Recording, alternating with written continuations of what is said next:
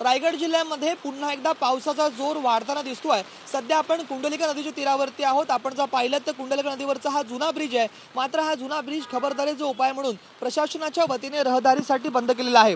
या ब्रिजवरती बॅरिकेडिंग करून हा ब्रिज जो आहे तो प्रशासनाच्या वतीने वाहतुकीसाठी बंद केला आहे। कारण का कुंडलिका नदीची पाणी पातळी वाढल्याच्या नंतर ती थेट पाणी पातळी या ब्रिजवरून प्रवाहित होत असते, त्यामुळे खबरदारीचा उपाय म्हणून प्रशासनाच्या वतीने हा ब्रिज जो आहे तो बंद केलेला आहे।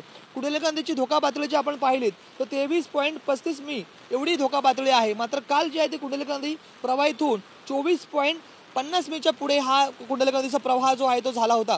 आणि त्याच पार्श्वभूमीवरती पुन्हा एकदा रायगड जिल्ह्यामध्ये पावसाचा जोर वाढता हा कुंडलिका नदीवरचा जुना जो ब्रिज आहे तो प्रशासनाच्या वतीने रहदारीसाठी बंद केलेला आहे। खबरदारीचा उपाय म्हणून आपण जर पाहिलं तर रायगड जिल्ह्यामधले विविध जे ब्रिज आहेत ते प्रशासनाच्या वतीने बंद करण्यात येत आहेत।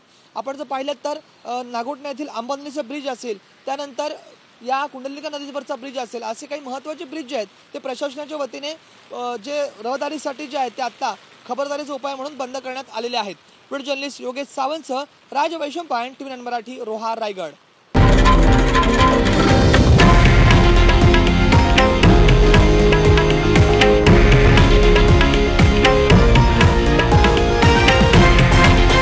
हे आहे देशातील नंबर 1 न्यूज नेटवर्क आणि आपण पाहत आहात TV9 मराठी, एकमेव।